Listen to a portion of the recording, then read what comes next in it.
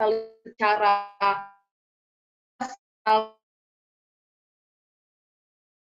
karena ketika misalnya parameter-parameter yang merujuk kategori West dia lebih dominan, si ori ini juga akan bisa menjadi West nantinya, dan itu akan membuat misklasifikasi. Itu kenapa blast hole drilling akan sangat sulit ketika digunakan untuk ore body yang dia memiliki kemiringan. Oke, ini ada beberapa cara kita misalnya bisanya menggunakan blast hole drilling untuk merunning grade control model kita. Ada beberapa cara yang untuk pengambilan sampelnya. Yang pertama, kita menggunakan yang konvensional, menggunakan slot, kemudian slotnya diambil. Kenapa di bagian paling atas tidak diambil, hanya di bagian bawah atau subdrill hingga ke tengah yang diambil? Tadi sudah saya jelaskan bahwa bagian atas itu adalah bagian yang sudah broken mark, yang sudah hancur, yang sudah terkontaminasi, sehingga dia tidak representatif. Dia akan diambil hanya di bagian bawah dan bagian tengahnya saja. Kemudian ada spear sampling, sebenarnya hampir sama, hanya saja dia lebih seperti menggrid secara keseluruhan menggunakan pipa biasanya untuk mengambil si sampel yang berbentuk cone. Tetapi tetap intinya dia tidak akan mengambil bagian atas dari si sampel blast hole. Apakah akan hanya seperti ini yang konvensional? Tentu tidak. Ada metode lainnya. Kita menggunakan splitter.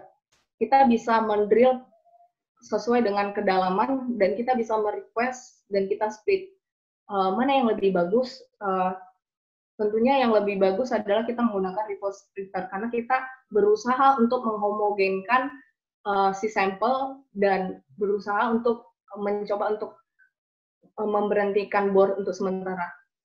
Sebenarnya bore blasting tersebut karena ukurannya cukup kecil,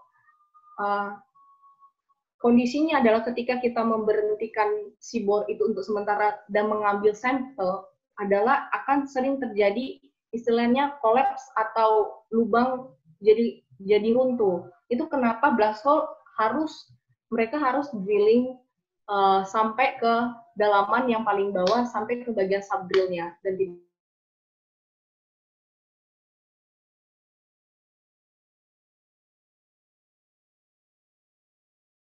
agar sampel kita per meternya yang kita anggap representatif di sini bisa kita ambil. Kemudian sampelnya di split, dimasukkan ke kali cobek, dan di sini tetap harus ada proses logging atau pendeskripsian material tersebut. Oke, isunya ada banyak isu sebenarnya yang menjadi isu di blast hole, tapi saya hanya membahas 3. Yang tadi saya sudah sebutkan, ini yang sangat pokok isu dari blast hole sendiri. Pertama, ketika dia sampel subdrillnya itu susah untuk dipisahkan, kemudian sampelnya tidak representatif untuk di bagian atas karena itu merupakan material blastingan sebelumnya. Yang ketiga adalah blast hole tersebut karena dia vertikal tidaklah tepat untuk digunakan ketika ore body kita tersebut mempunyai sudut atau dia bersifat vertikal seperti itu. Nanti teman-teman bisa baca slide-nya untuk lebih detailnya lagi. Oke, untuk reverse circulation.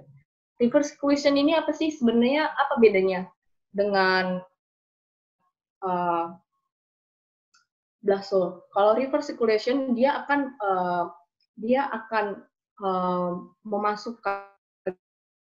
memberi tekanan udara ke bawah sehingga bitnya bisa memutar, dan biasanya di bawah bitnya itu ada lubang-lubang, rongga-rongga. Nantinya itu akan membawa sampel kembali ke atas, dan udara akan lagi ke atas, akan dibawa ke dari drill rods-nya dibawa ke atas hingga bagian siphon. Nah, udara yang sisa akan dikeluarkan di bagian atas siphon. Seperti itu. Yang menjadi concern adalah ketika udara yang sisa tersebut bawa material, let's say emas kita berukuran 5 mikron atau bahkan lebih kecil, dan dia dibawa oleh udara. Dan material kita pastinya ketika ukurannya sangat amat very fine grain, gold-nya akan terbawa di bagian atas dari pipa si siphon. Apakah bisa diminimalisir? Bisa. Akan ada rekayasa engineering yang dilakukan. Apakah ditaruh saringan di bagian atasnya, di atas dari si siphon ini, sehingga ukuran dari si emas yang kita predik ukurannya sangat kecil, dia tidak akan terbuang, tapi tetap stay di dalam siphon dan bisa kita sampling. Seperti itu. Next, ini cara gambar pengambilan sampling. Tadi sampel sudah turun dari siphon, dikumpul kemudian di splitter, dari splitter akan dikumpulkan, diurutkan, ini akan dikirim ke lab, dan cutting yang dihasilkan akan dibuat di dalam chip tray, dan akan dideskripsi oleh geologis. Sampel ini harapannya nanti akan mengeluarkan asai-asai dan mengeluarkan data yang nantinya akan kita gunakan untuk merunning block model grade control. Oke. Fokusnya adalah di sini. Bayangkan teman-teman melakukan drilling dengan spasi 25 kali 25 meter. Kita anggap dia mempresentasikan sebanyak 150 ton. Kita perkecil drilling kita menjadi 6,25 kali 12,25. Dia merepresentasikan 200 ton. Dan kita hanya mengambil, tadi teman-teman, kita hanya mengambil sekitar 3 kilo sampai 3 kilo saja dari per meternya yang kita ambil dari sampel bag untuk merepresentasikan 200 ton yang ada di lokasi yang kita anggap sampel tersebut representatif. Dan di lab itu tidak digunakan semuanya. Di lab hanya digunakan 30 sampai 40 gram untuk menganalisis gold dari 3 kilo. Betapa kecilnya yang sebenarnya kita butuhkan untuk mencerminkan suatu daerah yang sangat luas. Itu kenapa frekuensi pengambilan sampel, tapi apakah mungkin dilakukan? Tentunya tidak mungkin dilakukan dengan rapat 1 meter kali 1 meter, itu sangat akan sangat menghabiskan cost sangat banyak. Itu kenapa kita perlu detail, kenapa kita perlu memperhatikan step by step ketika sampel itu turun dari siphon, kenapa kita perlu memperhatikan kondisi siphon, kenapa kita perlu memperhatikan kondisi splitter, kenapa kita perlu memperhatikan bahwa calico bag yang kita tulis itu dia tidak ter-switch dengan meteran yang lain, kenapa kita perlu memastikan bahwa citre yang diambil itu batuannya adalah sesuai dengan meterannya ketika di logging. Semuanya, setiap proses ini perlu kita perhatikan, karena impact-nya adalah sampel yang kita ambil yang kita anggap banyak, ternyata hanya 30-50 gram saja diambil untuk menganalisis. Betapa riskan kita memperjuangkan, seolah-olah memperjuangkan banyak, tetapi yang kita gunakan hanya sedikit untuk mempresentasikan banyak. Itu kenapa perlunya di sini kita meningkatkan kontrol kita di setiap proses pengambilan sampel. Oke, ada beberapa main isu yang terjadi di reverse circulation, tapi saya akan hanya bahas 4. Yang pertama tadi, membersihkan siphon. Kenapa penting sekali untuk membersihkan siphon? Teman-teman bisa bayangkan ketika kita ngebuat di meteran pertama, siphon berisi. Kemudian meteran kedua, siphon berisi. Apakah semua material yang tumpah dari siphon ke bawah itu akan tumpah semuanya? Tentu tidak. Akan ada sisa-sisa beberapa material yang menempel di bagian dinding dari siphon. Ketika kita tidak membersihkannya itu mungkin per 5 meter atau per 10 meter, berapa banyak material yang tertumpuk di sana, berapa banyak kontaminasi yang tertumpuk di sana yang akan membuat bias. Karena bias tersebut akan menjadikan misklasifikasi.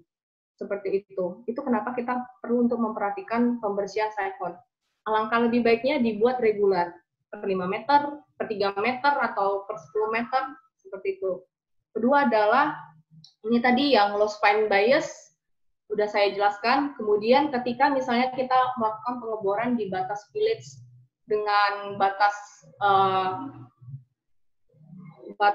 area yang akan kita drilling, seperti itu, akan terjadi overfilling dan akan ada material karena dia spillage. Karena material spillage itu tidak akan merepresentasikan sampel yang kita ambil. Kemudian sampel yang hilang ketika ground condition.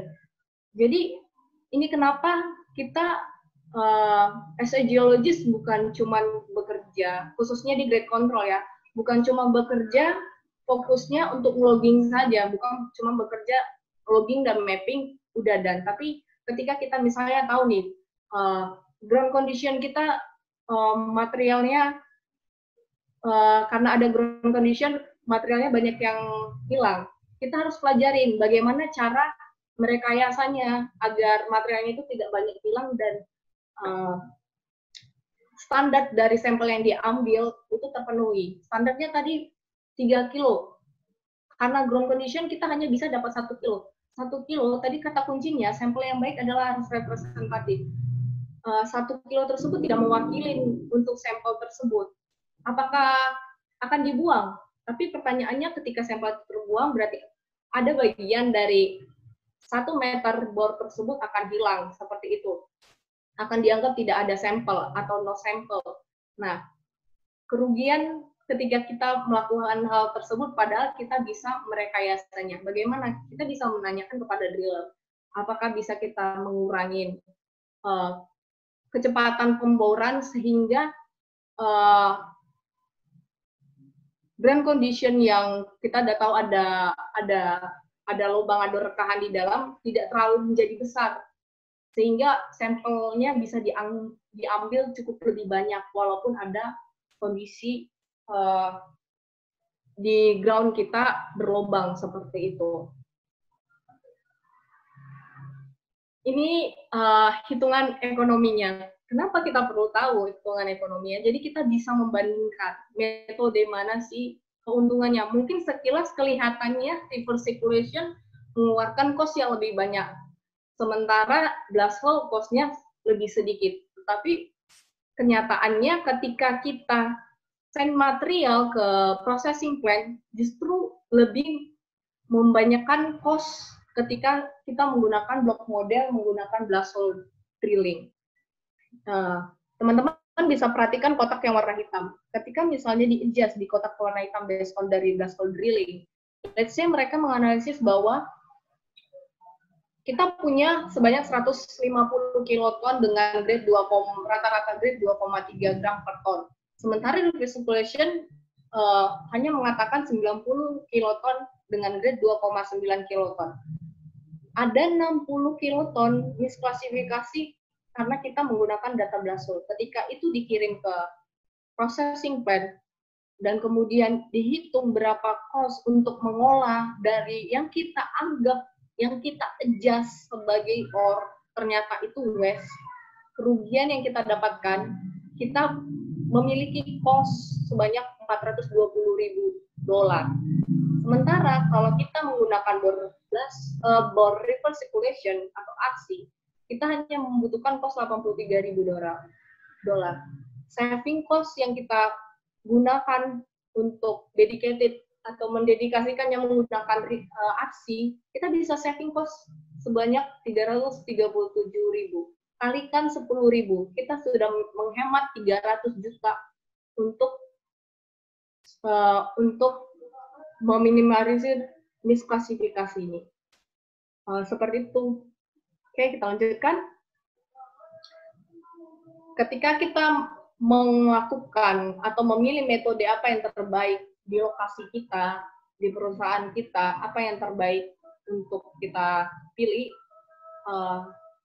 Yang pastinya pasti semua ingin kualitasnya bagus, biasnya sedikit, cost-nya kalau bisa lebih murah. Tapi pada kenyataannya dengan cost yang murah akan sangat jarang untuk mendapatkan kualitas yang bagus. Tapi disinilah fungsi kita untuk menjalankan quality control kita agar kita tetap, walaupun dengan cost yang murah, kita tetap dapat kualitas ya bisa dikatakan tidak terlalu tinggi, tetapi masih batas bias minimal seperti itu. Ada beberapa parameter yang biasanya menjadi pertimbangan untuk memilih metode sampling, dari mulai sampling kualitasnya, orientasinya, biasnya, frekuensinya, kualitas geologinya, planning value di sini maksudnya terkait dengan schedule, time schedule mining, kemudian cost-nya, logistiknya gimana, fleksibilitasnya, sama exposure to hazard ini safety-nya bagaimana. Oke. Dari ketiga parameter tersebut yang mempunyai isu masing-masing, berdasarkan item yang tadi untuk menentukan metode, sejauh ini reverse circulation adalah metode yang paling baik secara sampling quality, secara orientation-nya, secara biasnya, secara geologi kualitasnya, dan value of mine plan-nya lebih baik. Dan safety-nya juga lebih baik dibandingkan dengan blast hole dengan grab sampling. Seperti itu. Oke. Sampling error. Sampling error atau pengambilan sampel yang error. Pada dasarnya, kita sama-sama tahu bahwa setiap sampel itu memiliki sifat heterogenitas, memiliki sifat yang berbeda-beda. Walaupun dia di satu lokasi, seperti yang ditunjukkan di gambar ini, dia tetap memiliki variasi material, baik dari ukuran, konten, ataupun dari bentuk, sama seperti silika di dalam satu lokasi vein. Ketika kita mendetailkan lagi, ukurannya mungkin akan berbeda-beda satu dengan yang lain. Konten presentasi silikanya mungkin akan berbeda-beda, seperti itu.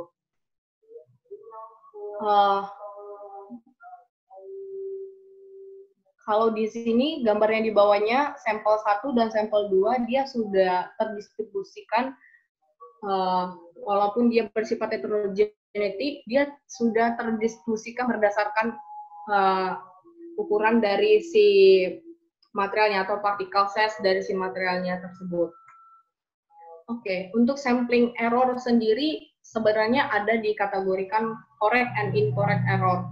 Dimana kalau misalnya correct itu adalah di mana dari awal sebelum kita sampling untuk sampling yang representatif, dia di dalam komposisi si volume yang banyak tadi itu dia sudah punya error tersendiri. Sementara kalau incorrect sampling error itu lebih ke desain sama implementasi kita ketika men-sampling ataupun selama proses penganalisisan.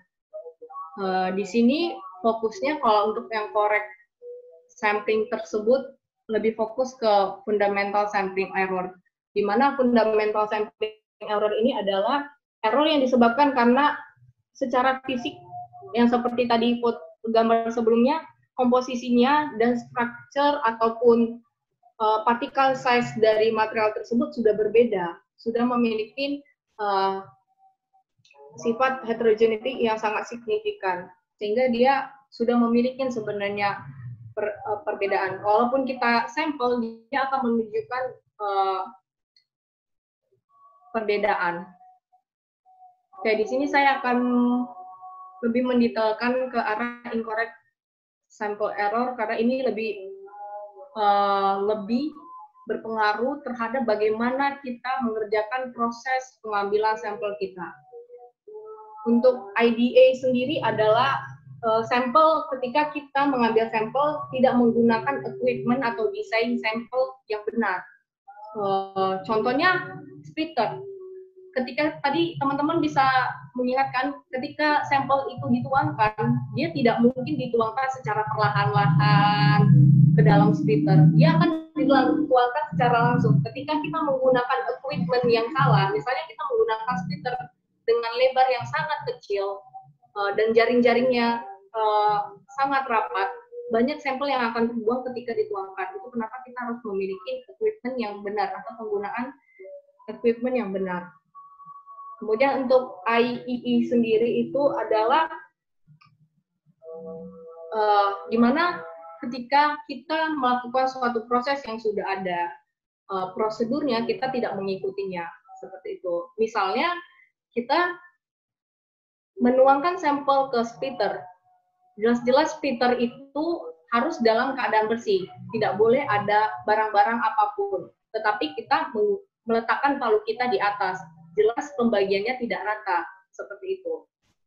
Untuk IPE itu adalah ketika misalnya preparasi ini lebih ke lab, preparasi terkontaminasi karena debunya atau biasnya, karena debunya yang ukurannya size-nya lebih kecil, ketika preparasi di lab tidak dibersihkan dengan benar, masih tertinggal ukuran yang fine grain, dan kontaminasi terjadi. Oke, ini sudah disampaikan, saya nggak akan bahas lebih detail, karena ini sudah disampaikan oleh Mas Fatski sebelumnya, tentang akurasi dan juga presisi. Kenapa kita, karena ada tadi 4 penyebab di awal misklasifikasi bias, karena parameter dari main plan, running off block yang salah, bermasalah reconcile, nanti akan terjadi overstate atau understate value. Itu kenapa kita perlu quality assurance dan quality control, supaya kita bisa mengidentifikasi dan melakukan pencegahan sebelumnya. Sebelum sampel yang kita masukkan ke data yang akan kita olah, itu kita bisa jamin kalau sampel itu sampel yang representatif dan memiliki tingkat confidence yang bagus untuk digunakan. Oke, akurasi sendiri adalah ketika sebuah value memiliki nilai yang sebenarnya.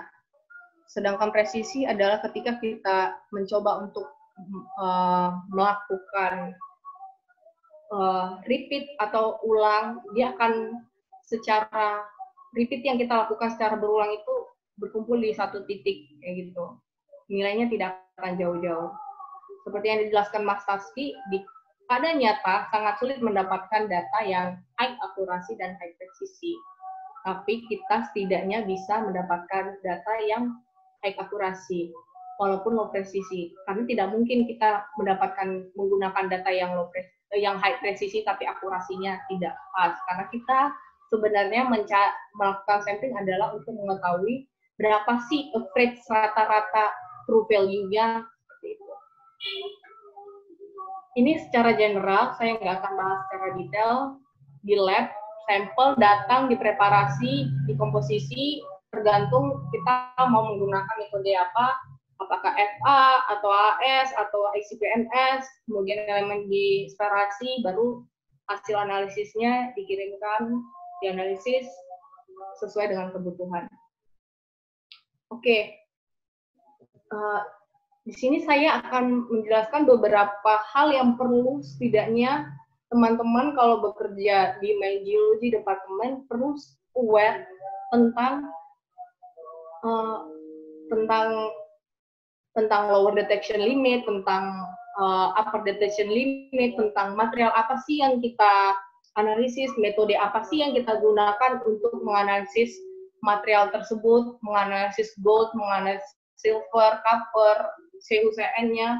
Kenapa sangat penting? Karena ketika misalnya kita dikirimkan data, dan biasanya ketika mereka melewati lower detection limit atau upper detection limit, mereka akan mengganti metode untuk menganalisisnya, atau mereka akan mengganti, kalau tidak salah, reagen untuk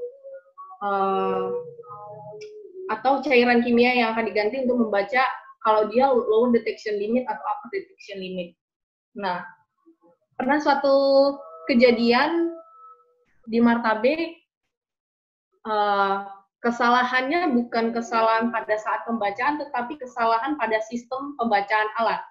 Jadi di alat LECO tersebut untuk membaca sulfide sulfur, ketika dia di bawah lower detection limit, di sini kan lower detection limit untuk sulfide sulfur itu 0,01.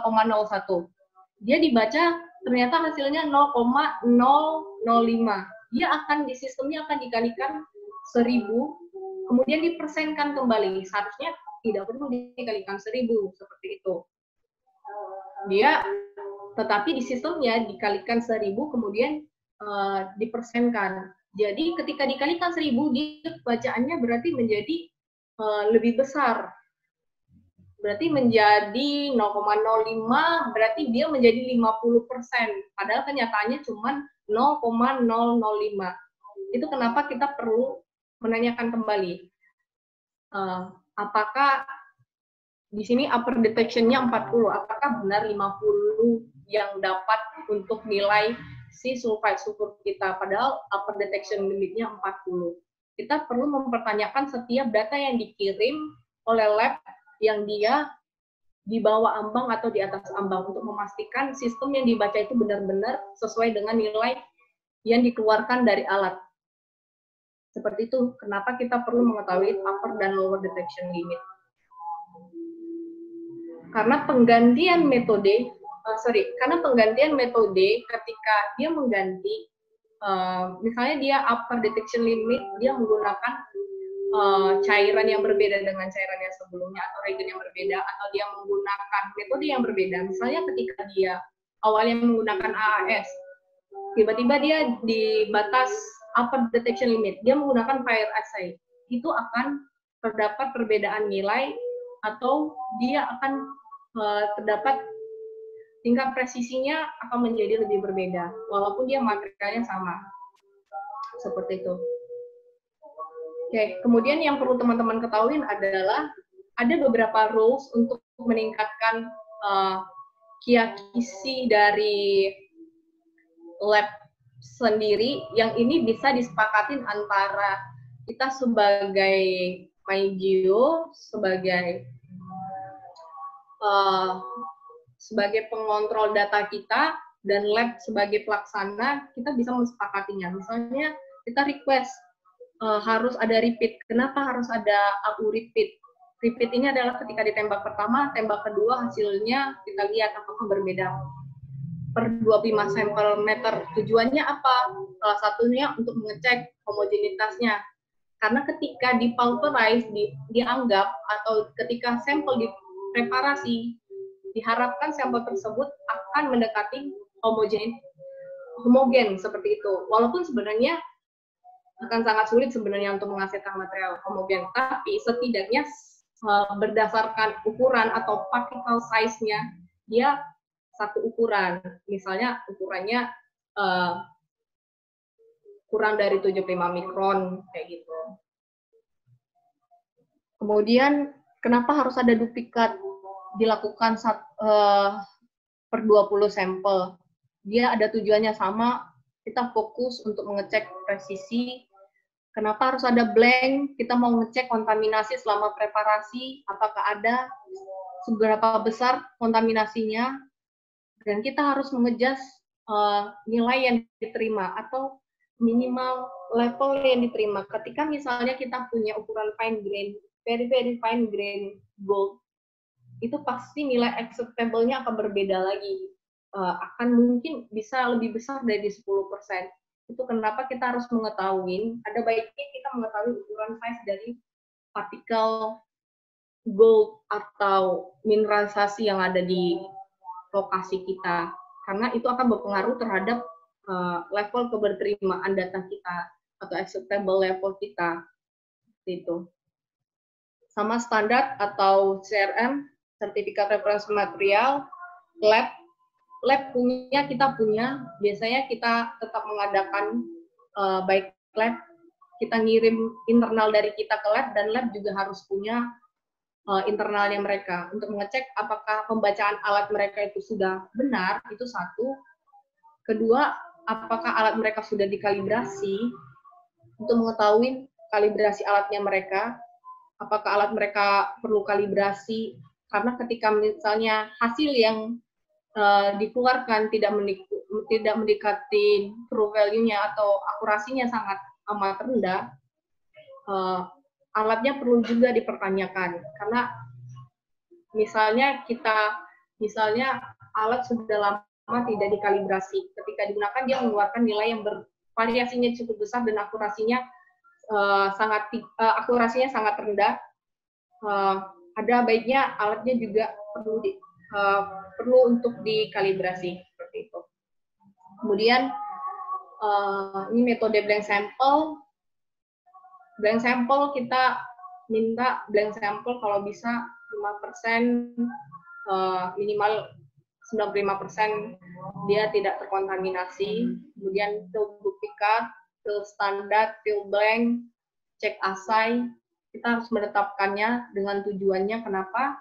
Ini adalah salah satu cara kita mengontrol yang tadi IPE yang preparation error, incorrect preparation error itu karena kita meminimalisir bias atau misklasifikasi akibat dari preparasi selama di lab. Karena yang mengerjakan bukan kita langsung, tetapi lab yang mengerjakan. Kenapa kita perlu ketat di sini menentukan berapa acceptable levelnya, berapa frekuensi timingnya, berapa kali harus diulang, karena bukan kita yang melakukan. Seperti itu.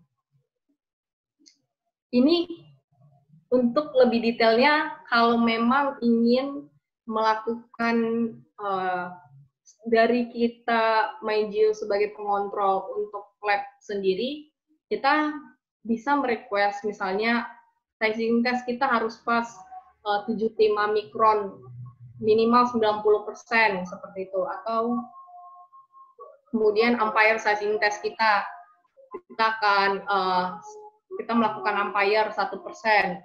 Ini kontrol secara internal kita, dan kita juga bisa gunakan data ini nanti untuk meng-cross check ke lab apakah lab ini sudah melakukan sesuai dengan prosedur yang sudah disepakati di sebelumnya.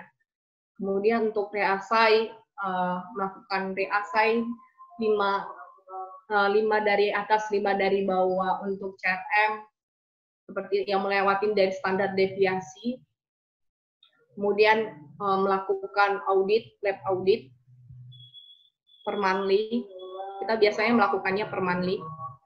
Oke, untuk CRM sendiri di sini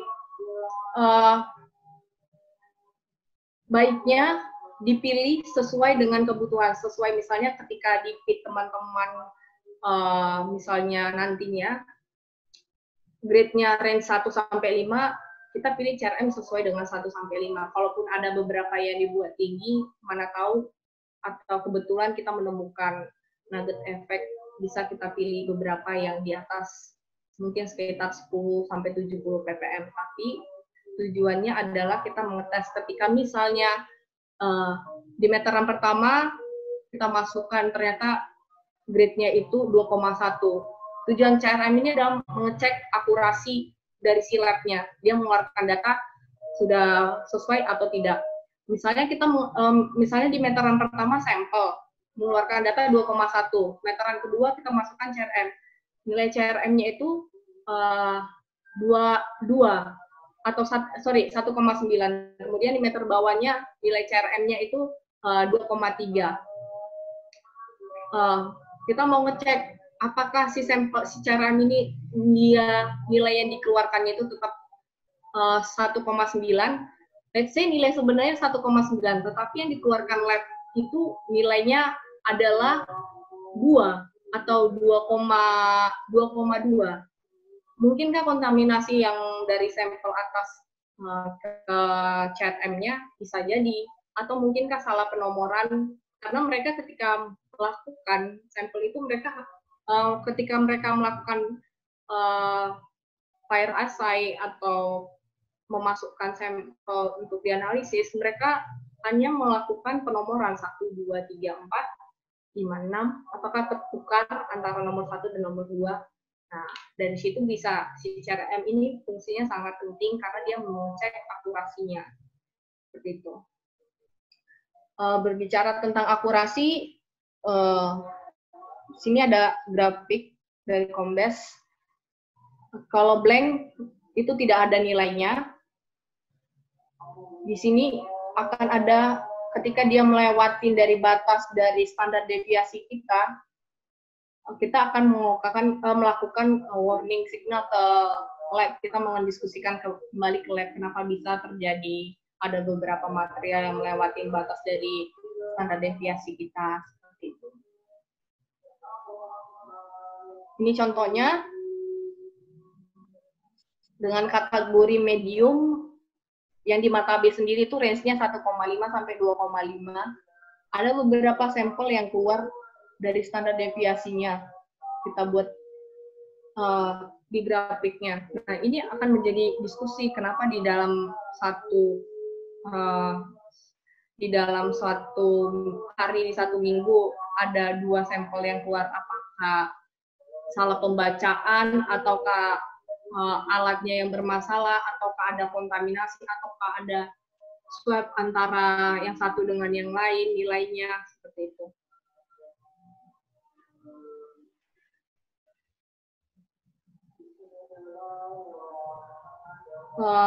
Untuk CRM sendiri yang perlu diperhatikan ketika kita kan tadi ada 2 CRM internal lab sama CRM dari internalnya kita sendiri. Ketika kita mengirim CRM internalnya sendiri, perhatikan rekodnya. Kalau di Marta B sendiri, rekodnya itu sangat amat kompleks kalau menurut saya.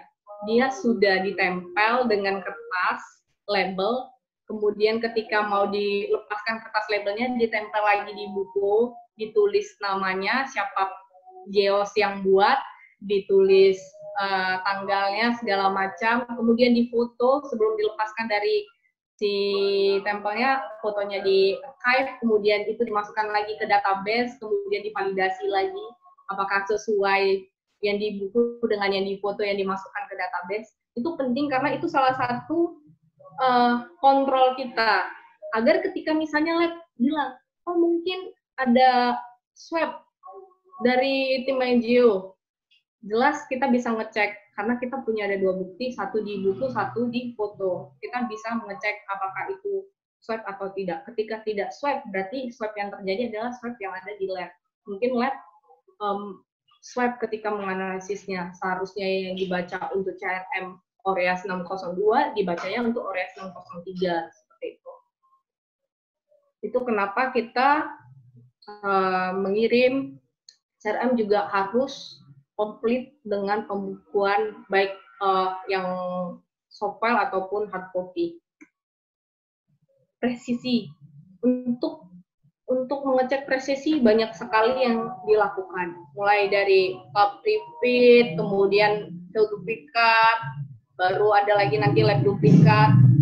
Saya ambil 3 secara general. Kalau pulp repeat ini adalah pulp yang diambil setelah pulp rise.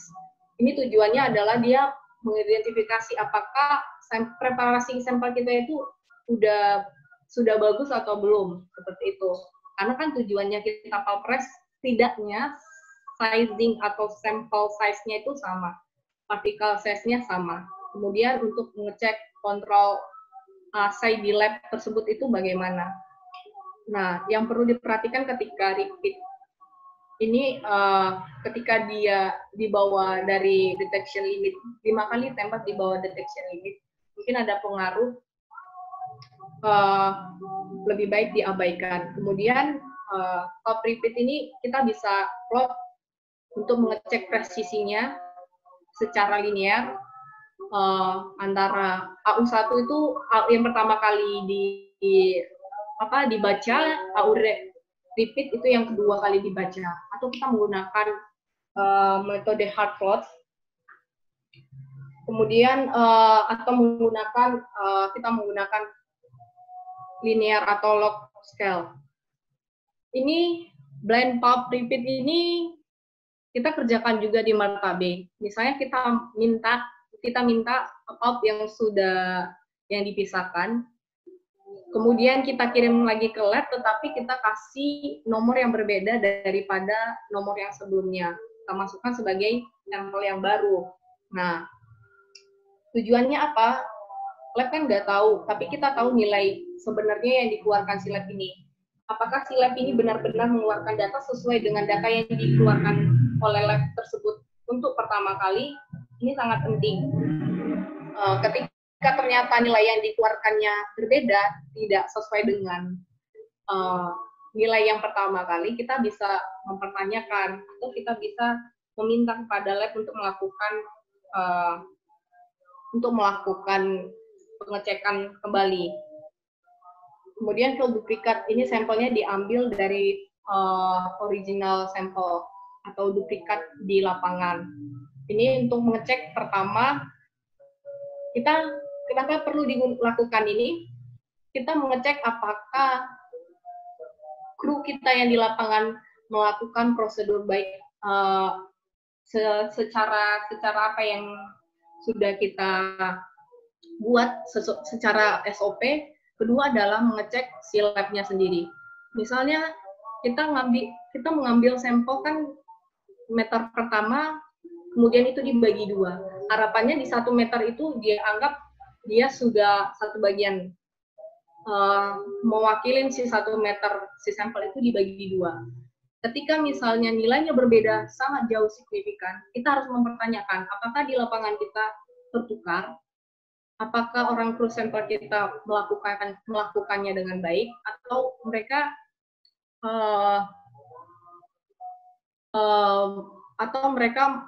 saat melakukan penormoran salah seperti itu, atau siklonnya ternyata tidak dibersihkan dengan baik karena banyak material yang terkumpul seperti itu dan menyebabkan kontaminasi. Kedua adalah kita mengecek si lab ini. Ketika kita berasumsi dengan sampel yang dianggap kembar, yang kita anggap kembar dari lapangan ini menghasilkan nilai yang berbeda, ternyata nilainya berbeda sangat jauh. Ternyata di lapangan kita cek sudah benar untuk melakukan prosedurnya, kru kita sudah melakukan dengan baik, dan di lab ternyata mengeluarkan hasil yang berbeda, kita perlu mengecek ulang lagi, mengirim kembali seperti blind repeat tadi, kita cek lagi apakah presisinya sama atau tidak. Kemudian di sini ada dikasih tahu juga untuk mengecek nugget factor.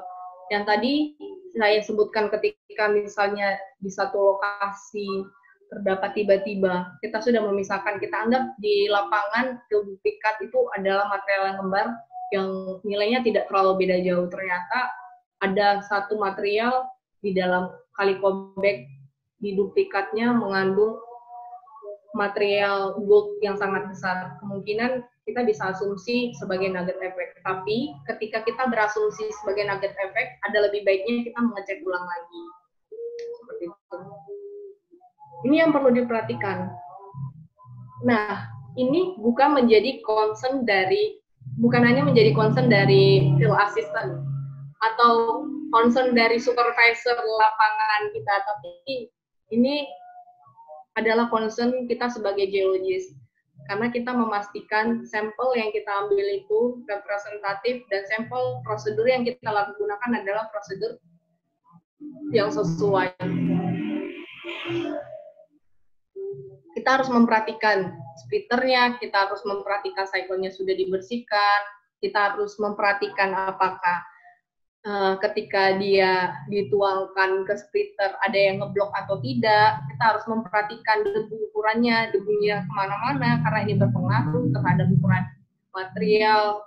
Ketika material kita dapatnya halus dan kita membiarkan ini tanpa menegur dari si driller, itu akan merugikan kita sendiri, karena kita yang seharusnya misalnya kita predik kita bisa dapat grade 9, tetapi karena fine grain kita, gold kita hilang dan tidak ada di dalam kalikobag kita turun jadi 4, ketika direconcile di lapangan, dikirim ke processing plant dapatnya ternyata 8. Nah, ini akan menjadi pertanyaan, benar tidak cara sampling kita?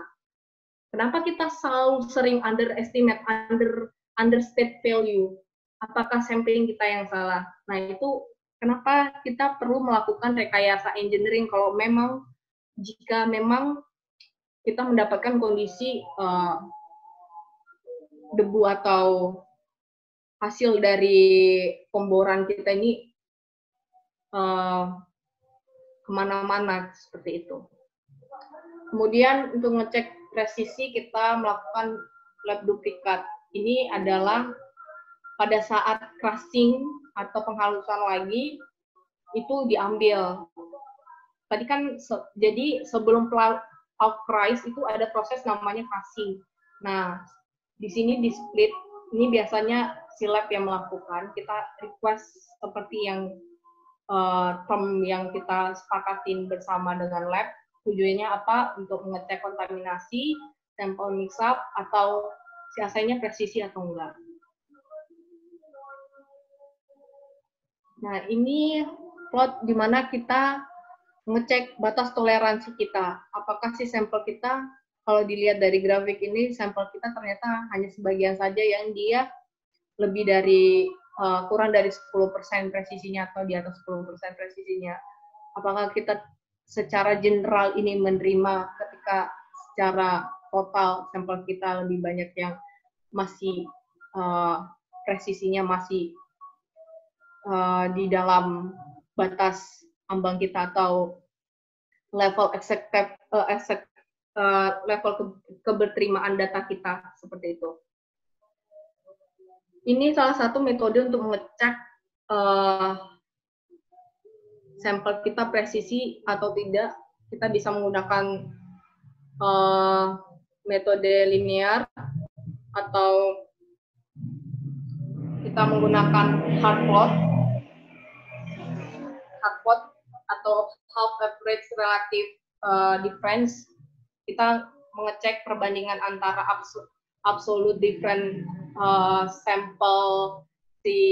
sampel yang awal dengan yang kita repeat, kemudian kita bandingkan apa dengan batas ambang toleransi kita, presisi kita 10%, berapa persenkah yang kita dapatkan, ternyata masih lebih bagus 96%. Ini perlu kita cek ketika masih bagus, apakah kita cukup puas ketika kita mendapatkan angka tersebut. Jawabannya tentu tidak, karena kita harus cek lagi apakah data yang dimasukkan benar-benar sesuai dengan yang seharusnya. Karena ketika kita terlalu percaya dengan lab itu juga tidak terlalu baik, karena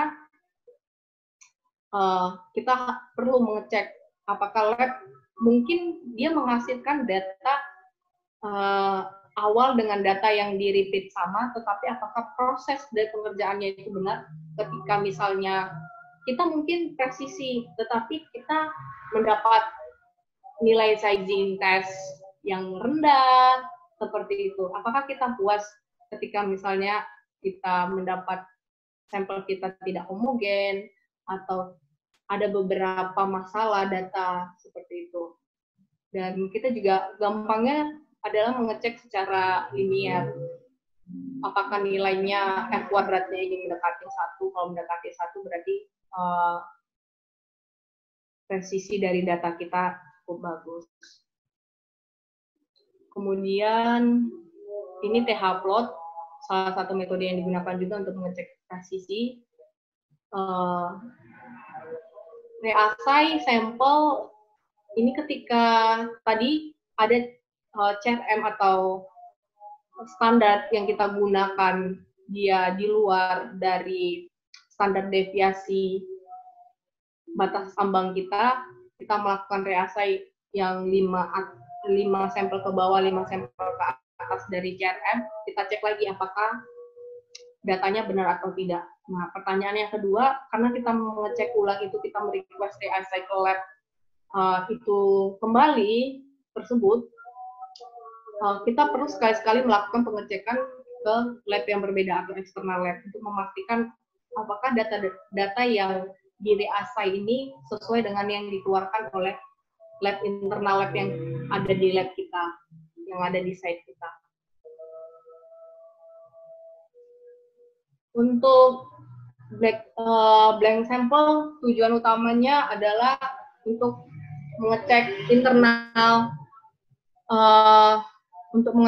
internal lab kita itu preparasinya baik atau sesuai dengan prosedur nggak, kontaminasi atau tidak, seperti itu. Karena ketika misalnya dia punya nilai yang cukup signifikan 0,4, sementara dari rata-rata saja dia hanya mungkin mempunyai nilai 0,01 atau 0,05, tiba-tiba punya 0,4, mungkin tidak ada kontaminasi, bisa jadi terjadi kontaminasi. Misalnya dia di bagian sampel atas ada 10 ppm, kemudian diselingin oleh blank sampel, kemudian sampel lagi ada 15 ppm. Nah, ketika dia memiliki nilai, dia tidak akan langsung, blank sampel ini tidak akan langsung ketika di atasnya 10 ppm, di bawahnya 15 ppm, si blank sampelnya tiba-tiba jadi 13 ppm, tidak.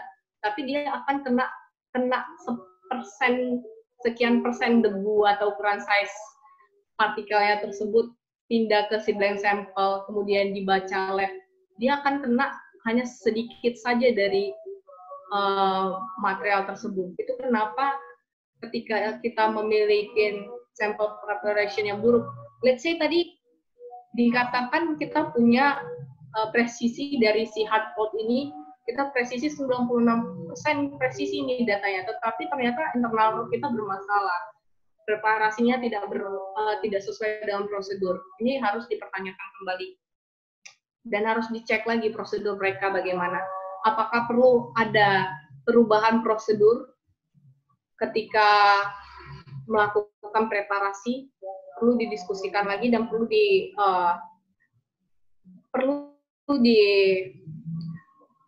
diberitahu kembali atau dikasih warning lah ke labnya. Ini sizing lab. Tadi kan di awal sizing lab kita hanya request 90%.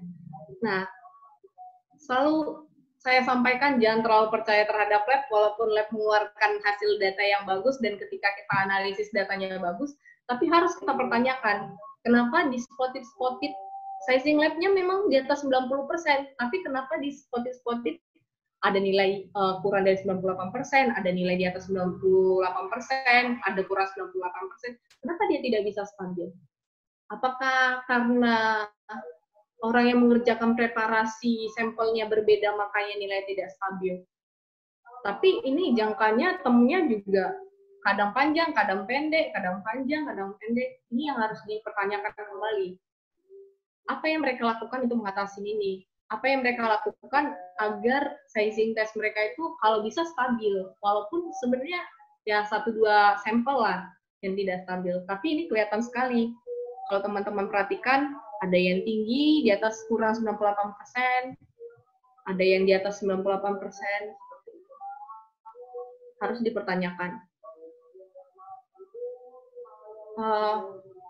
Yang perlu concern-nya di sini kita untuk memanajemenkan kiasi sampel kita itu harus disepakatin, baik itu internal kita sendiri ataupun internal lab, SOP-nya bagaimana, prosedurnya bagaimana.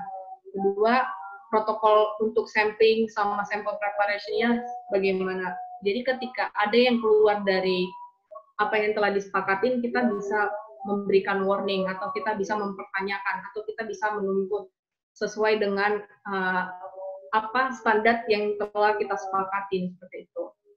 Data checking, ini lebih bagus memang dicek per batch, per satu job yang dikirim ke lab, dan kalau bisa ketika memang ada bias atau ada yang di luar dari standar, kita bisa memberikan peringatan kepada lab, dan lab juga bisa melakukan perbaikan kembali. Kemudian satu lagi untuk CRM diusahakan jangan dalam 1 tahun, diusahakan jangan sama terus. Karena lab pasti akan, chemisnya itu pasti akan bisa menghafal. Pengalaman saya, chemis itu bisa menghafal CRM, oh ini CRM-nya ini, CRM-nya ini.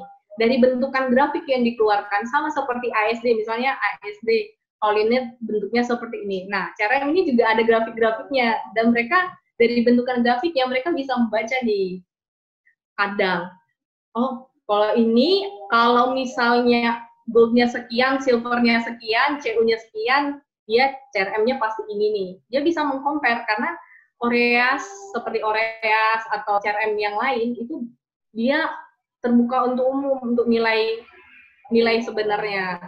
Ada lebih baiknya kita mengganti-ganti misalnya per 6 bulan sekali, per 3 bulan sekali CRM kita seperti itu. Kemudian kelima adalah proses untuk lab sendiri. Kita diskusi dengan lab ketika memang ada masalah, kita bagaimana action untuk perbaikannya dan bagaimana cara mengatasinya agar tidak terulang lagi, sehingga data yang kita hasilkan juga lebih baik lagi ke depannya. Seperti itu. Nah, di samping itu sebenarnya ini menjadi bahasan yang lain dan yang cukup panjang di luar dari kiakisi data, tapi ini salah satu kiakisi data yang sangat penting di luar dari lab sebenarnya. Tentang kolar dan survei validasi, ini penting. Mas Tatski mungkin pernah kemarin menyinggung tentang kolar dan survei validasi, ada disinggung, tapi di sini yang perlu diperhatikan adalah tabel relationship-nya, real whole-nya, bagaimana duplikat nggak, atau spasial validasinya, kolar elevasinya gimana, terus plan versus survei kolarnya bagaimana, enofol-nya bagaimana. Nah, yang mau saya sorotin, yang sering kejadian ketika kolar survei, yang pernah saya perhatikan adalah kolar elevasi. Kolar elevasi ini, misalnya kita Z-nya, lupa memasukkan Z-nya itu 340. Z-nya masih dalam keadaan 0 ketika kita entry data masukkan ke database. Dan ketika di running, dia tidak akan masuk datanya karena Z-nya tidak. Kita misalnya runningnya dari bench 350, fits 350 ke 345. Kolar elevasinya ketika teman-teman buat 0, dia tidak akan terbaca. Makanya perlu diperhatikan kolar elevasi. Kemudian untuk plan versus kolar, harus dipertimbangkan toleransinya berapa, karena itu sangat berpengaruh ketika bergeser di batas kontak antara plan dengan yang disurvei. Misalnya bergeser di batas kontak OR dan WES, yang seharusnya di lab dia dibacanya OR, tetapi karena di batas kontak ada WES, kita jadinya mempertanyakan apakah data ini dipakai atau tidak, padahal yang bermasalah adalah si kolar surveinya. Apakah perlu kita validasi lagi datanya? Jangan karena kita salah mengentry data survei kolarnya, itu akan menjadi datanya dikeluarkan dan tidak terpakai. Kan sayang, cost terbuang seperti itu. Kemudian assay dan geologi validasi. Ini diperhatikan tabelnya, duplikat datanya, overlapping intervalnya, kemudian nilai yang tidak benar seperti yang tadi SS yang dia over detection limit, baru nilai yang 0. Intervalnya misalnya missing interval, misalnya ketika kita input datanya seharusnya ada dari meter 0 sampai 20, tetapi hilang di tengah-tengah karena miss interval kita lupa memasukkan, atau dia per 1 meter kita buat jadi per 3 meter, jadi miss interval. Enofol-nya yang seharusnya sampai 20, ternyata kita buatnya 18. Nah, itu yang perlu dicek, karena itu berpengaruh terhadap ketika kita merunning data dan pembacaannya nanti jadi berbeda ketika kita tidak memvalidasi ini. Ini secara generalnya.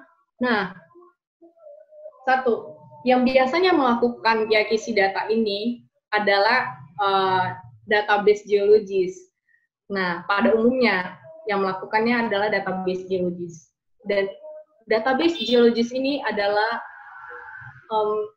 dia melakukan, sayang sekali kalau misalnya dia tahu, tetapi dia tidak membuat suatu forum untuk men-sharekan di dalam 1 bulan ini atau di dalam 1 minggu ini, kita ada masalah tidak dengan kiakisi kita.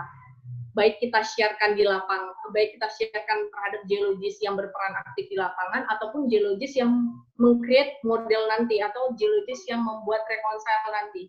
Kenapa perlu diketahui?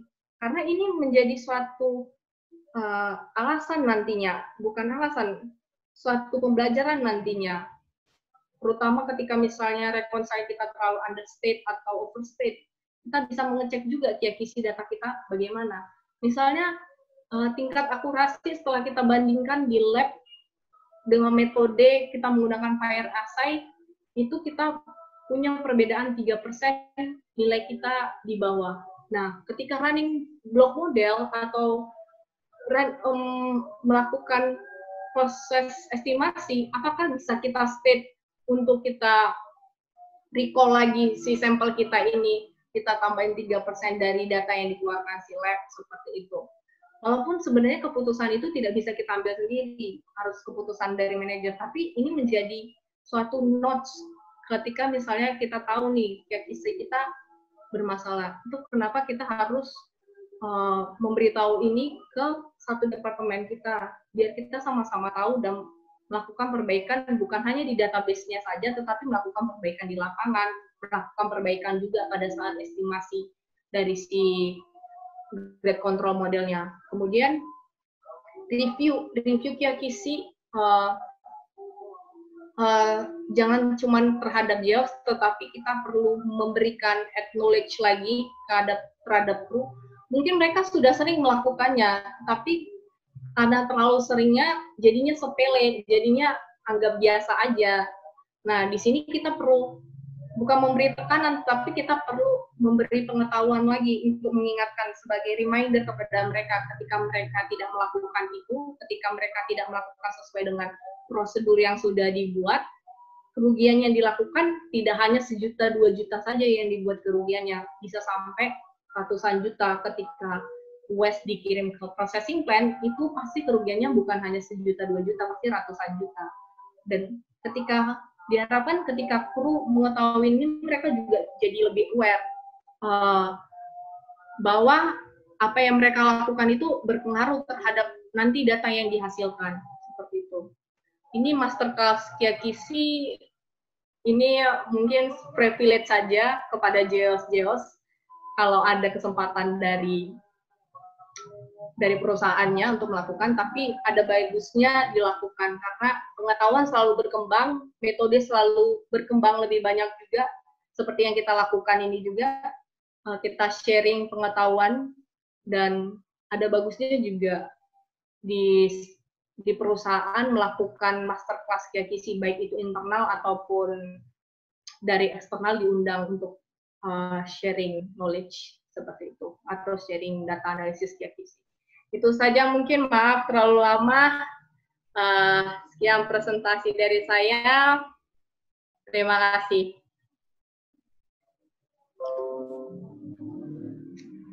Oke, terima kasih Mbak Christine.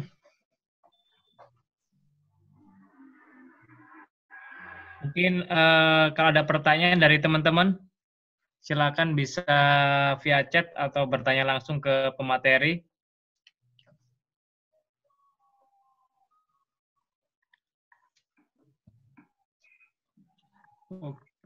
Mana tadi?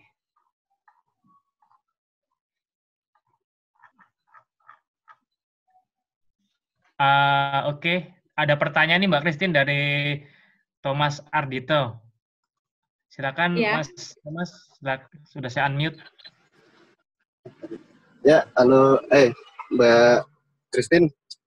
Ya. Ini mau nanya kalau tadi kan kita bicara sampel Blasel ya, pengambilan sampel Blasel dan juga RC, tadi juga sempat disinggung grab sampling. Nah, biasanya kalau misalnya area-area tersebut ada satu area yang mau di-digging gitu ya, terus dia tidak bisa diakses oleh rig gitu, tidak bisa diakses oleh rig sama rig RC maupun rig Blasel, apakah ada metode tersendiri untuk pengambilan sampelnya, atau pakai grab sampling atau channel sampling, atau ada metode lain? Dan juga apakah untuk QC-nya itu perlakuannya sama dengan QC di Blasel ataupun di sampel RC yang tadi dijelaskan Mbak Titin? Itu aja Mbak pertanyaan saya. Ya, makasih ya waktunya. Terima kasih Pak Thomas. Baik, yes, kita pernah kejadian seperti itu di lokasi baru clearing area. belum bisa, memang masih di area pit, tapi belum bisa dimasukin oleh alat drilling ataupun alat yang lain. Kita ada namanya satu metode namanya hand auger, kalau pernah dengar. Kadang kita juga melakukan channeling sampling, tapi di kondisi kita kalau channeling sampling kan dia ke permukaan, tapi kedalamannya itu hanya let's say berapa meter sih, kalau misalnya nggak nyampe meter kan kalau misalnya channeling sampling. Sementara daerah tersebut harus di digging 5 meter misalnya, atau di digging 5 meter lah untuk daerah yang baru clearing area. Nah, kita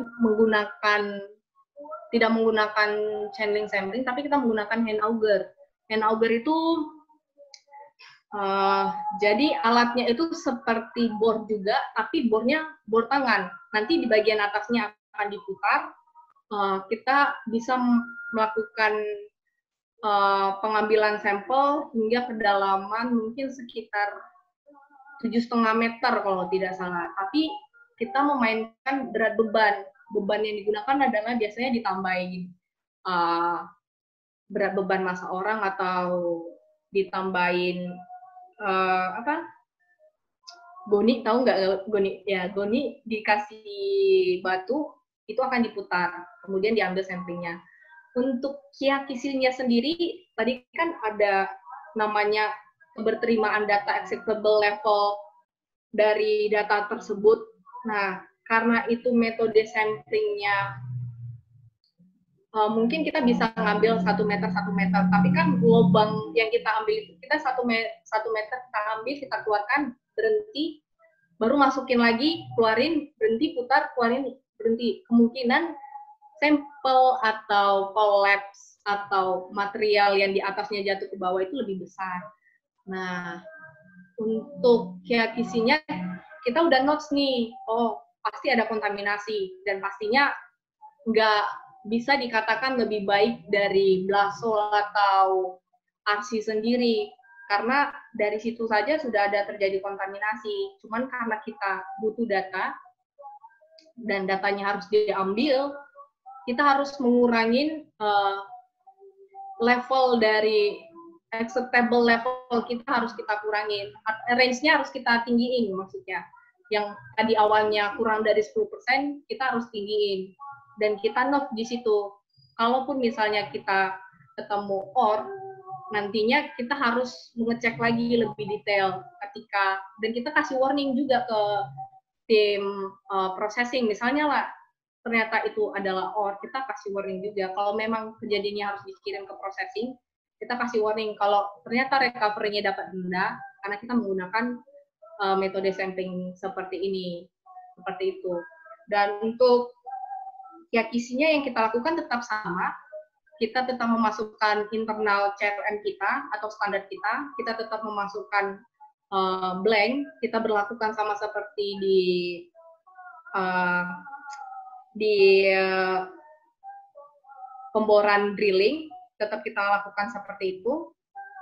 Tapi notes-nya yang tadi, level acceptable level-nya kita tambahin range-nya yang jadi 10% menjadi 20% mungkin.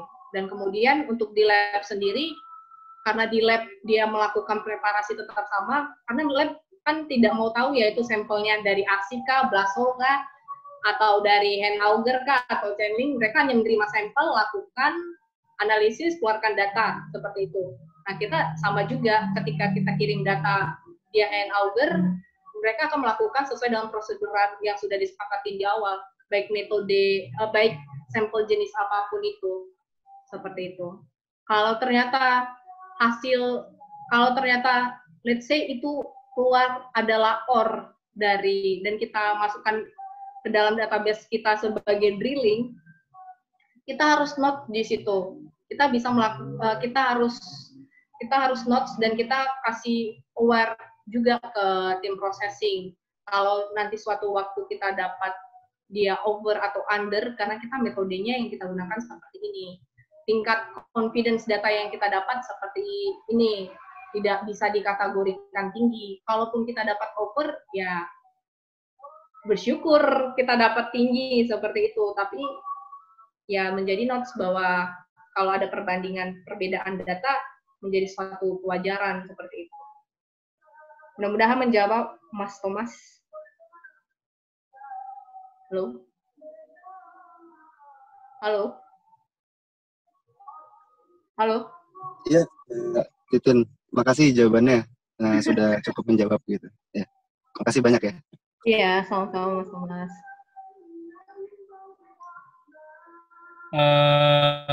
Oke, terima kasih Mas Thomas. Ada pertanyaan lagi nih Mbak Christine. Boleh. Dari Mas Tatski. Aduh, jangan dong nanya.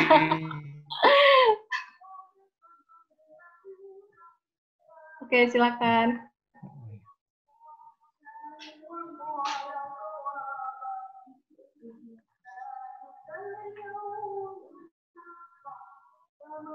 Pak Tatski.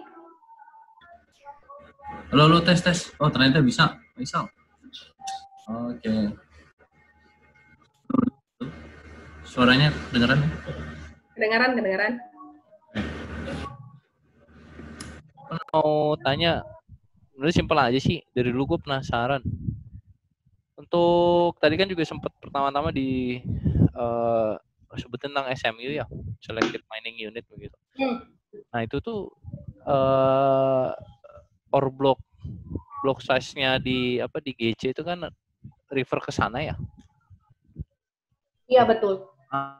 Lalu apa jadinya kalau misalnya ternyata resource block size-nya itu nggak sama begitu? Apakah resource block modelnya itu diregularize dulu ke SMU itu? Karena aku bandinginnya kalau misalnya reconcile itu gimana kalau block size-nya dia nggak sama gitu? Apakah by bench atau by apa itu? Mungkin itu doang, itu pertanyaannya. Terus yang kedua, tadi juga disebutin ya tentang perbedaan volume gitu. Nah di Martabe sendiri sejauh mana sih perbedaan volume itu ngefek ke grade? Karena kalau asumsinya lab-nya bagus gitu kan, pada saat dia mempreparasi itu kan dia pasti homogen begitu. Nah seharusnya kan ya, betul. Tidak begitu ya, tidak ngefek banyak ke grade. Nah apakah ngefeknya ke grade atau ke kualitas datanya saja begitu? Ya ini pasti beda-beda ya di tiap company gitu. Maksudku bagaimana di Martabe sendiri gitu. Misalnya kalau itu akan sangat berbeda kalau misalnya ore-nya tipikalnya kayak orogenic begitu. Itu volume ngaruh sekali gitu karena kita nugget efeknya tinggi gitu. Jadi semakin banyak volume dan semakin teratur dia bagus begitu. Nah, kalau di HSE sendiri kan tipikalnya dia ini ya bulk gitu ya. Nah, apakah volume itu juga berpengaruh dan jika ada error apakah bisa dieliminir begitu. Mungkin itu aja, Tin. Ini kalau saya tidak salah berdasarkan diskusi saya sebelumnya dengan mining, SMU kita gunakan biasanya untuk nge-generate si ukuran blok model kita. Biasanya kalau di mereka itu di regularize dulu Mas size-nya kayak gitu. Itu untuk pertanyaan pertama. Untuk detailnya saya kesulitan untuk menjawabnya karena tidak pernah melakukan sebelumnya, mohon maaf. Kedua, apakah ngefek di volume? Jadi ada di pit kita satu pit dia ada bukan nugget efek sih, cuman karena dia termasuk kategori fan system juga dan sangat signifikan bedanya dengan misalnya vein dengan sebelahnya atau batuan sampingnya, dia signifikan nilai grade-nya. Jadi ketika misalnya yang tadi Mas bilang kadarnya tinggi dengan volumenya akan berpengaruh seperti itu. Beda kalau misalnya dia di pit purnama tidak tidak akan sesignifikan itu berpengaruhnya sebenarnya kayak gitu. Nah, kedua untuk notes datanya ya tadi Kiyakisi, sorry. Untuk penanggulangannya kita biasanya melakukan infill drilling untuk di daerah-daerah yang kita kategorikan dia punya grade yang lebih tinggi dibandingkan batuan sampingnya, itu kita melakukan infill drilling, Mas. Misalnya kita pada umumnya kita melakukan 6,25 kali 12,25, pastinya akan kita lebih perbanyak lagi. Hanya untuk di lokasi itu saja. Seperti itu. Untuk mengontrol Kiyakisinya sendiri sama untuk mengetahui aktual volumenya dari si vein-nya itu sebesar apa. Itu salah satu cara kita mengontrol bodinya si ore body dari si mineralnya atau si blok tersebut. Seperti itu. Dan kita kontrol juga untuk pembagian. Kita bagi juga untuk si modelnya, kita kategorikan juga, kita bisa generate untuk menjadi main zone utamanya seperti itu. Ketika di running, kita langsung bisa include-kan dia menjadi main zone utama.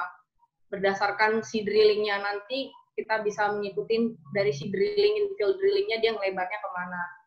Kayak gitu. Jadi dua-duanya ngaruh sih.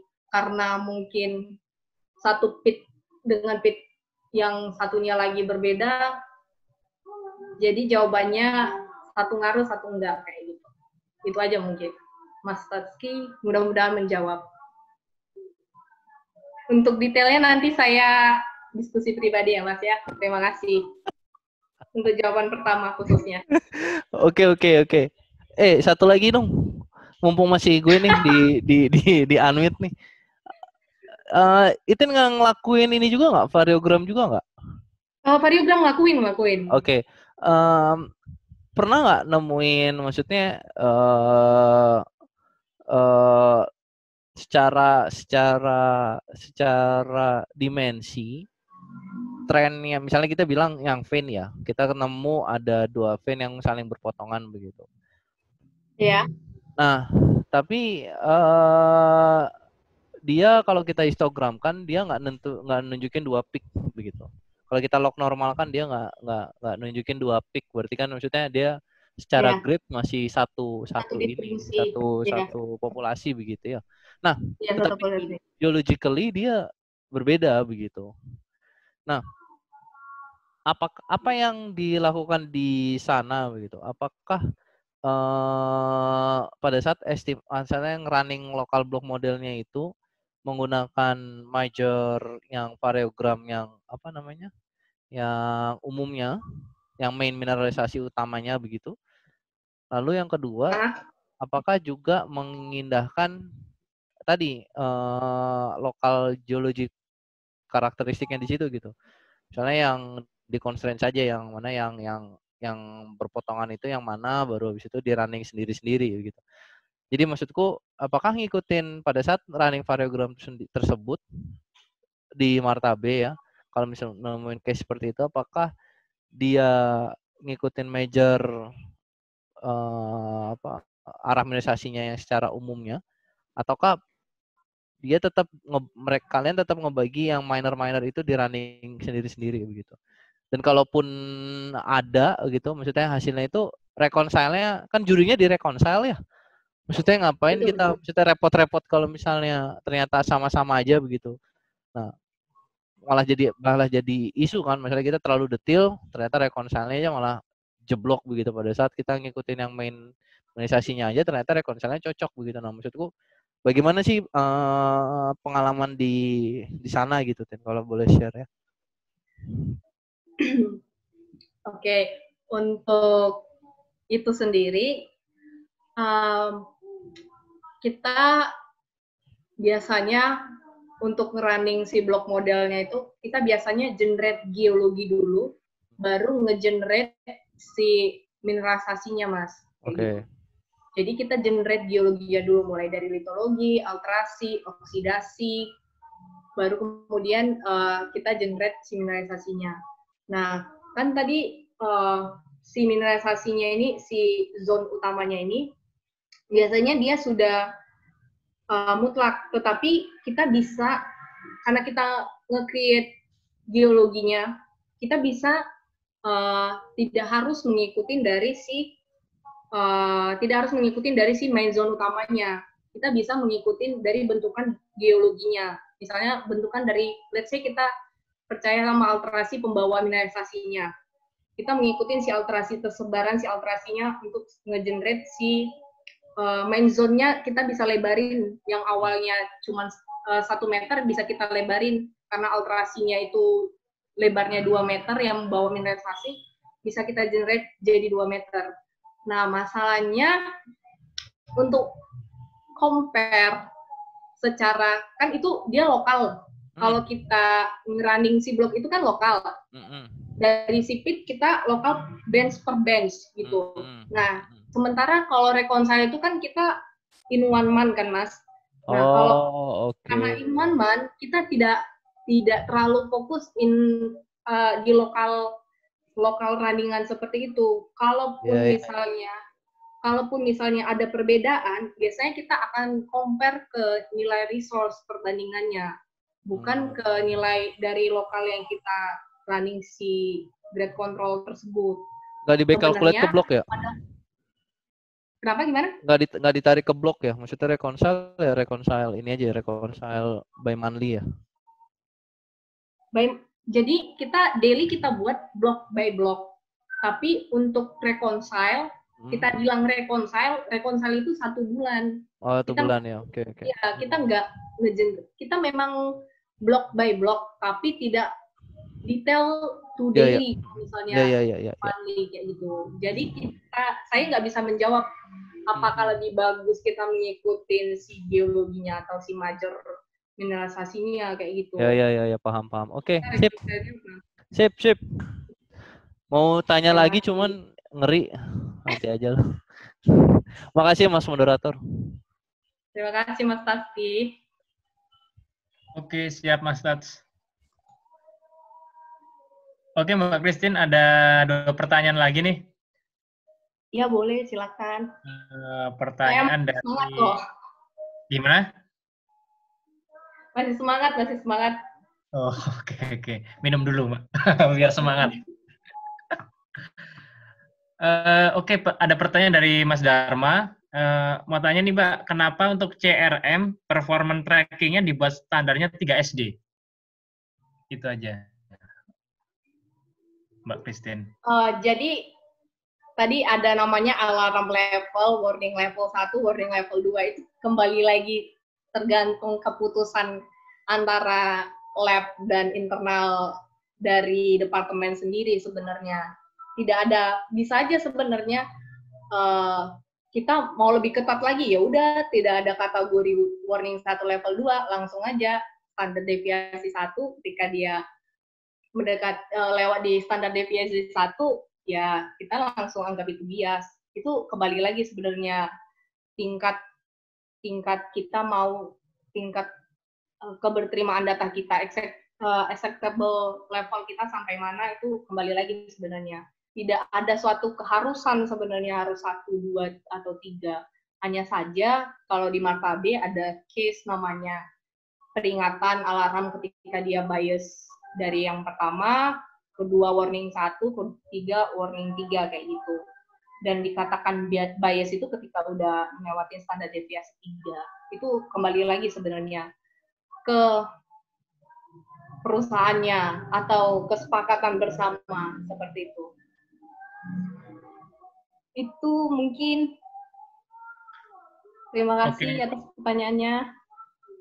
Oke, seperti itu Mas Dharma. Kalau misal ada yang ingin ditanyakan lagi bisa via chat, karena tadi saya hubungi kurang bagus sinyalnya untuk bertanya langsung, seperti itu.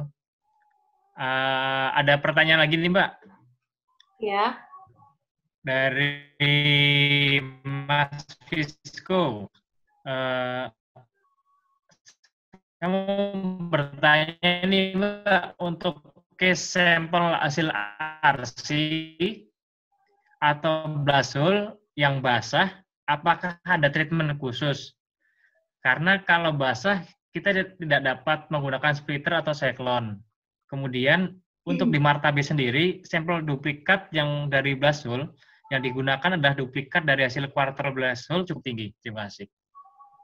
Oke, untuk pertanyaan pertama, di Martabe, kalau untuk resource drilling, sampel blast hole, itu tidak akan digunakan. Sampel basah tidak akan digunakan. Bentar ya, saya cas laptop dulu.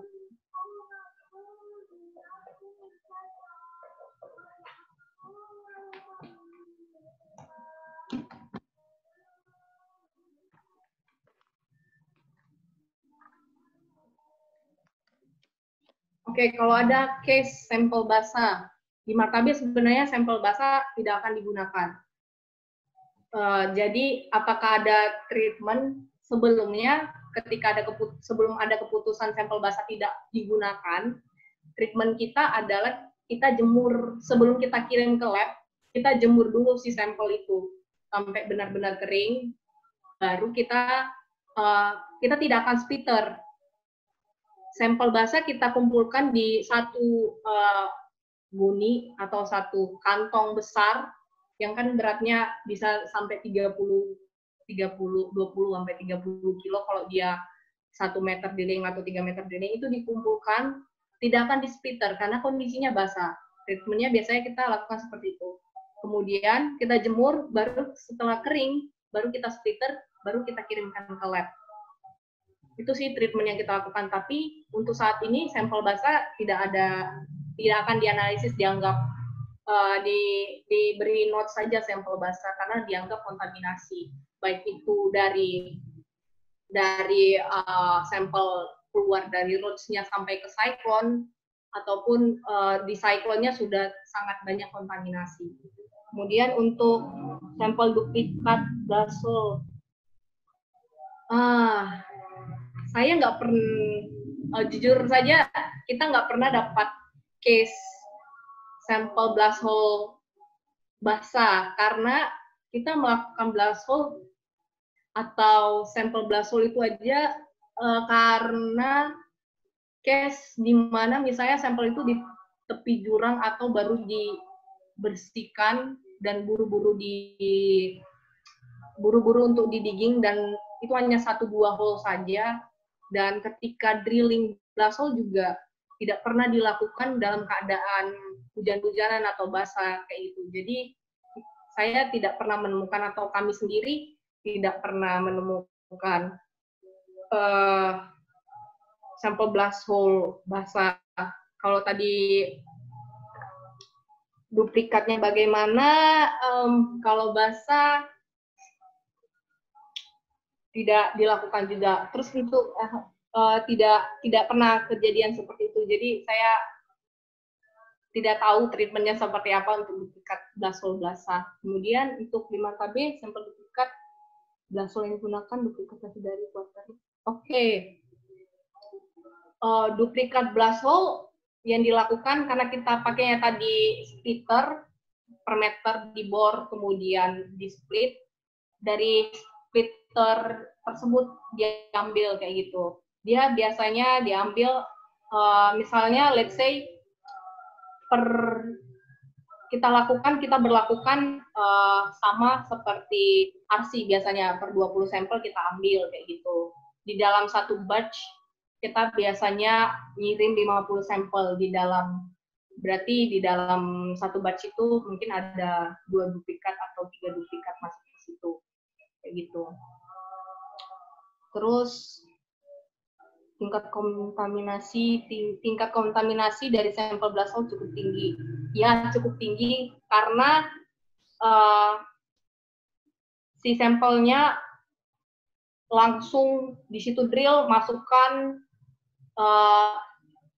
saya nggak tahu, saya lupa. Kalau di blast hole itu dia tidak ada istilahnya cyclone. Saya lupa ada atau tidak istilahnya cyclone. Mungkin teman-teman yang menggunakan metode blast hole. Jadi tahu saya begitu di drill dia langsung dikeluarkan. Jadi dia tidak ada dikumpulkan di satu tempat yang benar-benar stay untuk beberapa saat pengumpulan sampel. Jadi kontaminasinya cukup banyak karena dia hanya menggunakan satu dan tidak ada proses pembersihan. Itu kenapa si blast hole ini kontaminasinya tinggi. Sementara cyclone bisa kita bersihkan. Kalau si blast hole, si roots-nya itu tahu saya ya bakalan numpuk-numpuk di situ di pipanya seperti itu. Mungkin bisa ditambahin kalau untuk teman-teman yang lebih experience di blast hole method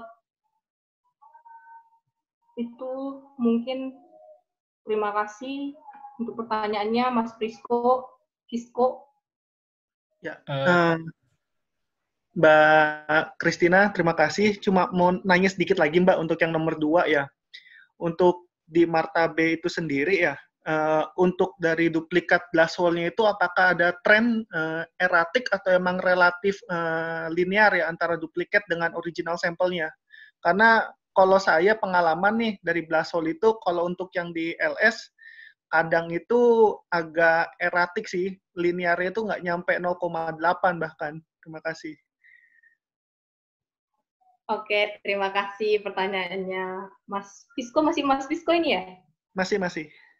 Oke, jadi yang tadi saya tampilin itu adalah data RC semua, kayak gitu. Jadi bagus antara duplikat sama sampel aslinya. Kedua, kita memang betul yang dibilang sama Mas Fisco, kalau untuk blast hole sendiri, korelasinya memang tidak akan selinier itu.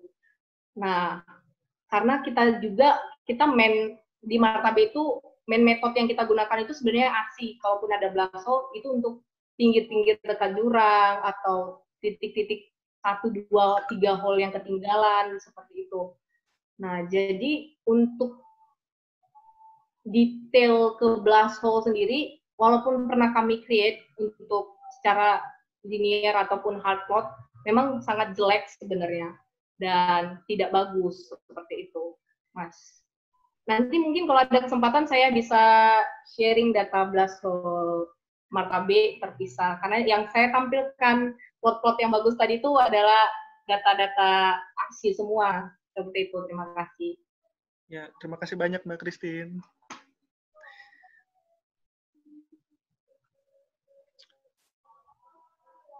Oke, mungkin kalau ada pertanyaan lagi dari rekan-rekan, baik via chat atau via langsung.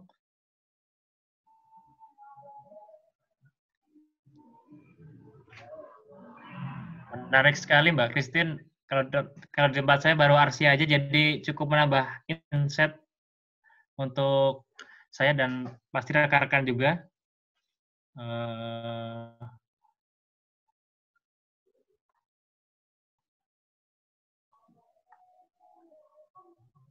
Sepertinya sudah tidak ada lagi untuk pertanyaannya, Mbak Christine. Mungkin kalau mau memberikan advice pada rekan-rekan untuk melakukan di QA/QC seperti apa, mungkin sebelum webinar series malam ini ditutup.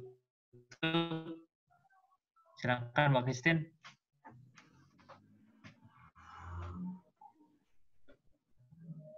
Halo? Iya.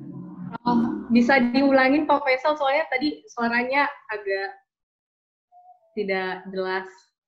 Oh ya, sorry. Mungkin karena sudah tidak ada pertanyaan lagi, mungkin Mbak Christine bisa memberikan advice untuk rekan-rekan yang join acara webinar series malam ini sebelum acaranya kita tutup gitu. Silakan Mbak. Oke. Terima kasih buat moderator Pak Faisal sama teman-teman semua yang masih semangat mengikuti webinar kita. Paling satu advice saya, kita mungkin punya background sama-sama geologis dan kita fokusnya hanya terhadap batuan, menganalisis litologi, alterasi dan lain-lain yang berhubungan dengan geologis. Tapi yang perlu kita sadarin adalah ketika kita melakukan pengambilan data, kita harus memastikan tentang kualitas data yang kita ambil, seperti itu. Yang kedua adalah ketika kita mengetahui bagaimana atau trik cara untuk mengatasi suatu masalah yang berhubungan dengan kualitas sampling, ada baiknya kita sharingnya jangan kita simpan untuk kita sendiri, tapi kita knowledge juga teman-teman geos kita yang lain atau teman-teman kita yang lain. Karena menurut saya kadang ketika seseorang tidak tahu, itu bukan karena dia satu sisi tidak mau tahu, tapi karena memang ada keterbatasan cara metode belajar dia. Ketika kita bisa sharing, dia juga bisa belajar banyak. Dan yang satunya lagi yang paling penting adalah jangan menyepelekan base paling dasar pengambilan sampling, karena itu adalah paling penting, paling krusial. Ketika kita salah melakukannya, ketika kita tidak peka terhadap pengambilan sampling dan kita hanya ya udah sampling aja, ada data, yuk jalan, go gitu. Jangan, karena itu paling krusial, impact-nya bisa merugikan nggak sedikit saja, tapi banyak, dan prosesnya berkepanjangan seperti efek domino gitu. Itu saja dari saya. Terima kasih atas kehadirannya. Oke, terima kasih juga Mbak Christine. Mungkin Mbak Christine bisa menuliskan nomor WA atau alamat email jika ada rekan-rekan yang ingin diskusi lebih lanjut atau sharing apa gitu. Mungkin Mbak Christine bisa dituliskan di forum ini mungkin sebelum ditutup. Kemudian saya ucapkan terima kasih kepada rekan-rekan yang sudah ikut bergabung meramaikan acara MGI SC Webinar Series. Jangan lupa untuk join next episode MGI SC Webinar Series besok Kamis tanggal 21 jam 7 malam waktu Indonesia Barat. Akan ada Mas Thomas Aquinas yang akan sharing tentang overview main geologi di industri pertambangan emas. Jadi stay positif, stay produktif, stay healthy, and stay at home. Terima kasih, sampai ketemu di Kamis malam.